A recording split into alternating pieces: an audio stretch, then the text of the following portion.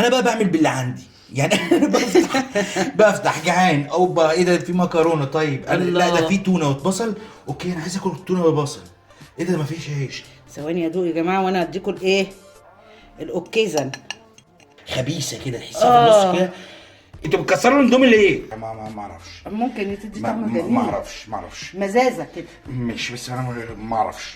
السلام عليكم ورحمه الله وبركاته. النهارده محمد هيعمل لنا اكله ما اعرفش هي ايه، بس قال لي حضري بصل وحضري مكرونه وحضري لي علبه تونه وحضري لي البهارات بقى بتاعتك اللي عندك دي كلها، وحطي لي ميه على البوتاجاز. حطيتها طبعا الميه غليت وحطيت ملح، قال لي حطي لي ملح، حطيت ملح. هتعمل ايه دلوقتي؟ انا كنت هسلق مكرونه بس سباجيتي تمام. وهنحط شويه كده حاجات كده زي البصل، كل حاجه على الني كده هنحطها على المكرونه، مجرد هتاخد بس تلسع سخونيه المكرونه وبس كده، وهتتاكل كده كله ني، يعني الني في ني ما عدا بس المكرونه طبعا هي المسلوقه اكيد يعني مستويه يعني. طب تمام حلو. يعني هتسلق يعني دلوقتي المكرونه؟ هنسلق دلوقتي المكرونه تمام. هرمي المكرونه كده جوه في قلب الحله اللي الميه تبقى بتغلي. تمام. افتح كده المكرونه وانزل.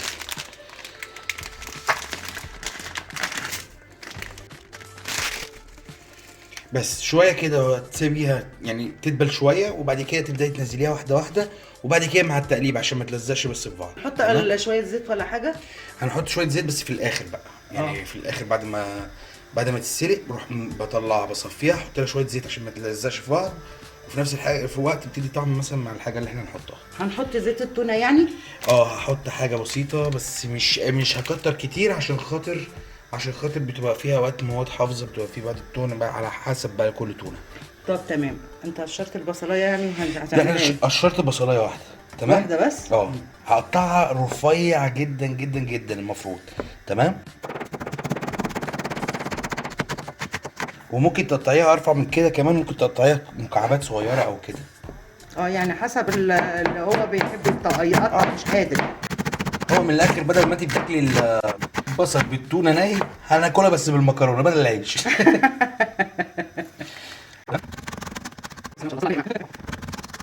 اوكي. يعني دي كلها بصلايه؟ دي بصلايه كبيره صح؟ دي بصلايه واحده. يعني احنا نقطعها مثلا ايه يعني، بصي تبقى رفيعه كده يعني.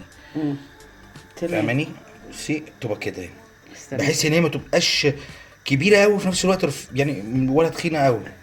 تبقى بالرفع ده مش عارف يعني اهم حاجه تكون مقرقشه يعني كده شويه فيها طعم البصله. ايوه طبعا عشان طبعا التونه والبصل تحسي ان انت بتتعاملي مع زوج وزوجه. تمام.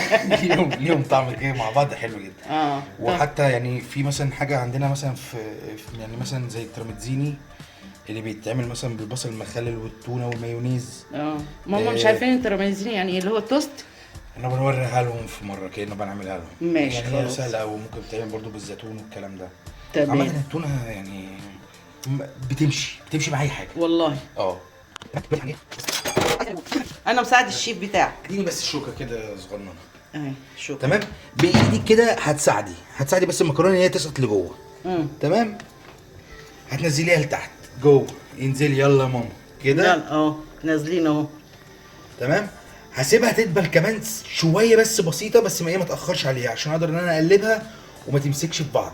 فاهم؟ هي المكرونه يعني سباكيتي دي مقاسها كام؟ دي مقاسها تقريبا دي 5 تقريبا اهو الكيس اهو. استني كده، دي 5 تقريبا. عامة السباجيتي يا جماعه بيبقى فيها مقاس رقم 5. مش عارف اذا كانت اقدر ابينها ولا لا. هي لا شيل ايدك. لا يعني ايه، هي مكتوب عليها رقم 5 ما علينا. المهم ان هي رقم 5 يا جماعه صدقوني. والله العظيم 5. ماشي.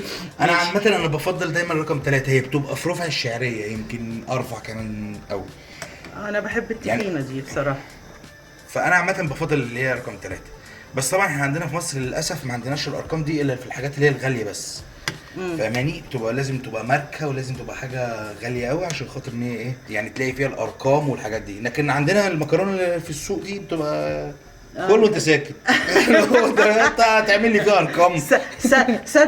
صدق جوع وخلاص. لسه هتتكلم في ارقام؟ ارقام مين يابا؟ احنا عايزين مكرونه وخلاص. وزنها تقريبا نص كيلو، يعني العلبه دي وزنها نص كيلو، تمام. الصافي بتاعها اللي هو 325 جرام، ده اللي هو التونه نفسها بعد ما بتصفي الزيت. يعني وزن الزيت اللي جوه 175 جرام، تمام. تمام. هنحطها، هنشوف برضو انت بالعين، ممكن نحطها كلها، ممكن لا، ممكن نستغنى عن حاجه منها. ممكن تستغني واحده مثلا ما بتحبش تقول لك اصل إيه مش عارف ايه، اصل انا خايفه انا شاكه، ممكن تستخدمي زيت زيتون عادي، حطي زيت زيتون. تمام. بالنسبه لسلقه المكرونه خلاص يعتبر ان هي قربت خلاص، هي تقريبا في ناس جهزت. بتحط زيت في قلب المكرونه. بصي على حسب المكرونه، يعني احنا المكرونه الايطاليه هنا بتبقى مش محتاجه صراحه، لانها ما فيهاش نشا كتير. اما في مصر بنعملها عشان خاطر بتبقى في مكرونات كده فيها نشا كتير قوي مبالغ فيها، تحسي ان هم محميينها في نشا. في ناس بتغسل المكرونه قبل ما تعملها، قبل ما تسلقها. مش عارف دي، انا بصراحه انا شفت واحده صاحبتي كانت بتسلقهم، كنت بضحك عليها بقول لها انا شفت ناس ما بتعرفش تولع على البوتاجاز عادي يعني. عادي. فما اعرفش كل واحد، وخلي بالك اصل المطبخ ده بحر واسع قوي. انا برضو يعني بخش في نقاش مع ناس بيقول لك ايه، لا المطبخ الايطالي هو التوب، وهو ما عندهمش فكره ايه. يعني الناس مثلا ممكن تكره ان حد ممكن يجي من بلد تانية مثلا يضيف عليها، مع انه ده غلط، لانه المطبخ ده ليه بحر واسع جدا، كل واحد ممكن يحط التاتش بتاعه. احنا لولا كل واحد حط التاتش بتاعه، لولا احنا وصلنا لاشكال والوان من اكل مختلف. تمام. بالصوصات الجديده اللي ظهرت لنا، مش عارف رانش، مش عارف التتبيله والطعم والحاجات دي كده، يعني في كذا طعم، حاجات كتير قوي اختلفت عشان خاطر واحد كان بيخرف في الاكل وجرب حط سكر على ملح فعملت صلصه معينه مثلا كده. لكن في الطبيعي بتاعها محدش هيبقى يعني كل واحد هيقعد ينتقد التاني يقول لك لا ما تحطيش، اصل ما تعمليش. المهم يا جماعه ما تعملوش، لو في حد عندكم ايطالي او كده او بلاش تكسروا مكرونه. سارة ما tu sei pazza! بلاش عايزه تكسري المكرونه، سامعين نصيحه؟ عندك الشعريه حلوه قوي هتقضي معاكي الغرض وكلها بالمعلقه كمان، انت حره. لكن تكسري صحيح ممكن تكسروا لي الاندومي، انتوا بتكسروا الاندومي ليه؟ طب بقول لك يا صحيح فعلا الواحد يعني ممكن يعمل الاكله دي بالشعريه برضو؟ ممكن ممكن تستخدمي اي مكرونه انت عايزاها، انت حر. شعريه تخينه شويه صح؟ افرضي ما في ناس مثلا ما بتحبش، انا كنت اعرف واحد ما بيحبش الاسباجيتي عشان بتفكروا بحاجات وحشه. تمام. الله يرحمه. دي بقى حاجات بقى نفسيه، هو ما اعرفش هو كان عايش في غابه ولا وما تحبش الرز يبقى وهي جاف كده تحطه في الصينيه تنقيه بيلزقوا مع بعض. استوت تمام. المكرونه مش محتاجه ان هي تستوي قوي قوي قوي قوي، تبقى شويه فيها قرقشه صغننه سنه. هصفيها واجي لكم. ماشي. اوكي كده انا خلاص سلقت المكرونه، طلعتها وصفيتها، حطيت نقطه زيت بس عشان هتساعدني دلوقتي ان انا زيت عادي ولا زيت زيتون؟ زيت زيتون. تمام. يعني عادي ممكن نحط زيت عادي ولا لازم زيتون؟ ممكن زيتون، لا لو ما عندكيش بقى دي حاجه بقى ترجع لك انت، يعني انت ممكن تستخدمي زيت بس يا ريت يكون حبات شمس عشان ليه طعم شويه، لكن ما تستخدموش الزيت المكن اللي هم بيديه ده اللي هو هيفتح بقى العلبه لانها دي بدائيه شويه. اللي ما بيعرفش يستخدم الفتاحه دي السكينه ماشي، ودي اللي بتساعد الترس اللي بيساعد على لف الحركه بالظبط، وبيتزنقوا ما بينهم هما الاثنين. للي ما بيعرفش، عارف ان في ناس عارفه تقول لك انا عارف انت بتعلمنا ايه. تمام. اول ما اسمع التكه دي يعني مسكت وابدا افتح. ثواني عشان انا محتاج مساحه عشان بس ايه بتطلع بيها بره على الحرف. تعليم حاجه بسيطه في وسط قلب الفيديو، بتعلمك ازاي تفتحي لانه في ناس للاسف ما بتبقاش عندها خبره وما اتعملتش. على فكره المكرونه دي اللي مش عايز يطبخ ولا عايز يعمل ولا حاجه سهله وسريعه لو حد جالها صح، اللي عايز ينجز نفسه خالص، يعني هي حاجه كده سريعه، لا عايزه توسخي حلل ولا عايزه، هو كيكه هتوسخي ما تسليش في طبخي واسكتي. المهم دلوقتي بقى هنحط المكرونه. طيب راح جايه بقى ايه، واخده بقى شويه البصل دول كده الجمال دول، انا جبت معلقه عشان هتساعدني كمان شويه، وابدا ايه افككها كده عشان بحس ايه يعني ايه ما تبقاش لازقين في بعض وتقعدي ايه تتعبي نفسك. نفكك ونعمل شرشيب. على فكره الاكله دي اللي بيحب البصل، اللي ما بيحبش البصل شوف بقى اي حاجه تانية يعني ما ياكلهاش. لا يعمل حاجه ممكن تونه بس ممكن يعملها التونه بس، والله هتبقى حلوه برضه. انا البصل عشان بحب بصراحه البصل، انا بحب البصل. يعني دي اسمها ايه؟ الحاجات اللي هي باستا تونو تشيبولا. بصي هي دي تأليفة، هي دي مالهاش علاقة لا طبق إيطالي أصلي ولا بتنجان. تأليفة. دي تأليفة. تأليفة كده. جت على هواك حاجة كده نفسك قلت مفيش عيش في مكرونة. وانا كنت عايز آكل تونة وبصل. تمام. فما فيش عيش فأنت قلت نألفها. تمام. أنا بقى بساعد نفسي بإيه بقى؟ أروح مديها بقى إيه؟ مدي بقى النكهات، أصلا بحب النكهات. ده باربيكيو مثلا، أحط بصي التوابل، احط اللي انت نفسك فيه. حطي اللي انت نفسك فيه التوابل. يا سلام الله. اصلا دي استوحيت من عندي من ايه؟ في مكرونه هنا بتبقى سخنه كده، بيتحط عليها البومودوريني اللي هو الطماطم الصغيره اللي عامله زي الكريز. جيليجيني. شيليجيني. تمام. وبيحطوها الموتزاريلا دي بوفالا بتاعت بوفالا كده، بتبقى مليانه لبن. تمام. دي وبيقلبوها، يحطوا بقى بازيليكو والكلام ده. ممكن تعرف الاكله دي؟ صويا. عارف يا محمد ده صويا؟ دي صويا. عارف كان في اكله زي دي زمان انا كنت بعملها، بس بحط معاها الفاصوليا البيضاء مسلوقه، شويه مرقه كده ارومي. تمام. تدي بس طعم كده خفيف. طبعا ما فيش جنبها حاجه، هي دي كفايه. شويه سالفيا بس ايه يعني ايه، انا هختار بس اللي هي الفتحات الصغيره دي عشان بس ما تنزليش ايه كميه كبيره، عصيان كبيره وحاجات كده. سالفيا. وما تكتريش قوي برضه عشان ايه؟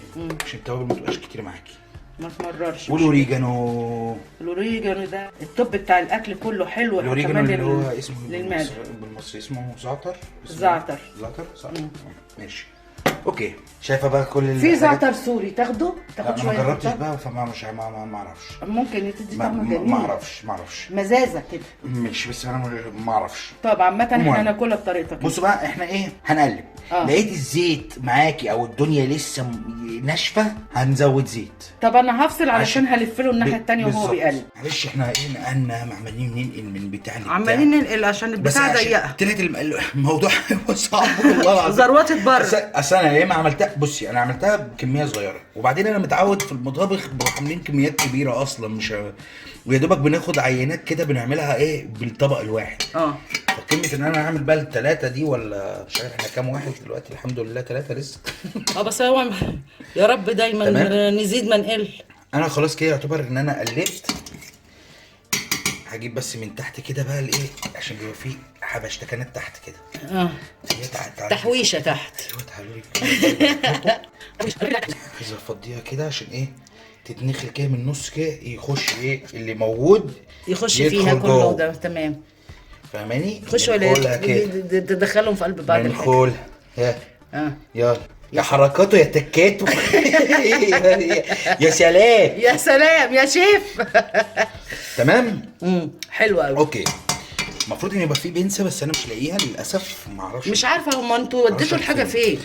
انا قلبت الدنيا. والمفروض ان احنا بنستخدم كبشه، بس انا عشان مش عايز اوسخ بصراحه، فانا هاخد ايه حبه كده، والمفروض ان انا ايه هقلبهم، بس انا مش هعرف اقلبهم في الكبشه دي بصراحه، ولا بالبنسه دي. فايه هنزل كده حبه. اوكي. حركاتك يا تكاتك يا اوفا. ريحتها جميله على فكره قوي. ريحتها وشكلها طعمها هيبقى جامد. ده جامد. ده انا حطيت منين لا كنت بدي. بس كفايه. ما علينا. المهم دي بصي يعني ايه، عشان خاطر يعني حبه تنجزي، مش عايزه مش عايز بريتسيمالو، مش عايز اي حاجه. ممكن نحط بقى شويه بقدونس، نحط شويه حبشت. انت بقى وذوقي. انا بقى بعمل باللي عندي يعني. انا بفتح جعان او بقى ايه ده في مكرونه. طيب انا لا ده في تونه وبصل. اوكي انا عايز اكل التونه بالبصل. ايه ده مفيش عيش. ايه ده بس لقيت مكرونه. طبعا انا هعمل مكرونه كده. المكرونه بتاخد قد ايه؟ مش تاخد وقت يعني معاكي. بص والله الطبق عايزه اقول لكم بس ريحته جميله. ريحته فظيعه مش قادره اقول لكم. لازم تجربوا. تسلم ايديك يا محمد. اديني كده دوق. ثواني يا دوق يا جماعه وانا اديكم الايه الاوكيزن.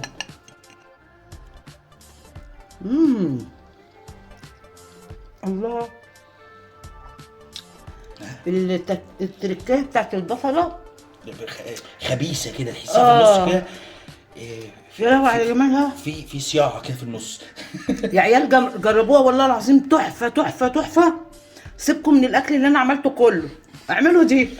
بص في برضو طريقه تانية بالتونه، بس انا بعمل لها صلصتين. خلاص المره يعني- الجايه انت بقى تعمل الصلصه يعني انا شفت ماما ان هي عملتها بالصلصه، بس انا ليا طريقه تانية بصراحه. كل شيف وليه طريقته يا ابني. ليها تكتين كده بليمون بسبرايت بليله زرقاء كده. ماشي. بس ما أنا عملت يعني حاجة انا زي بروق كده، عليها، بس بس أنت دي بقى ايه يعني، هي شغلانه. بس يعني هي حلوه، يعني حلاوتها ان انت بتاكل في بصوا الاخر يا حاجة عيال جميلة. والله العظيم عايزه اقول لكم طعمها انا جعت والله. بصوا الجمال، بصوا الطعم، بصوا الحلاوه. مش قادره اقول لكم طعمها وريحتها. اوه جربوها. يلا بقى المره الجايه بقى ممكن نخلي عمر يطبخ لنا لو ولا حاجه. عجبك ريحتها ماما ممكن احوش لك في ازازه بخيتين منها وانت نازله. اعمل بختين احطهم بدل اي وزير عرق. ماشي. وهو يا جماعه اهي واهي. يا رب بس جربوا. تعجبكم يا رب ان شاء الله. وانا زي ما انا قلت برضو، هي مش ممكن ما تعجبش حد مثلا عشان هو مثلا ما بيحبش البصل الكلام ده كده يعني. وعلى فكره ممكن نعملها بالاتشوجه. ممكن تعملوها باللاتشوجا، ممكن تعملوها باللانشون، ممكن اعملي اللي انت عايزاه. يعني بص، نفس المكرونه دي ممكن ما احط تحدديش تانية. نفسك في صلصه والكلام. ممكن تاكلي مكرونه بشويه زيت. يعني انت في زيت ايدك وتوم، المطبخ. اخترعي تمام. اخترعي والفي، ما تغلط يعني، ما تخافيش ان انت هتبوظي حاجه. يلا بقى عشان المكرونه هتبرد كده. يلا. وعايزين ناكل. يلا سلام عليكم كان بقى معكم. والفيديو تاني.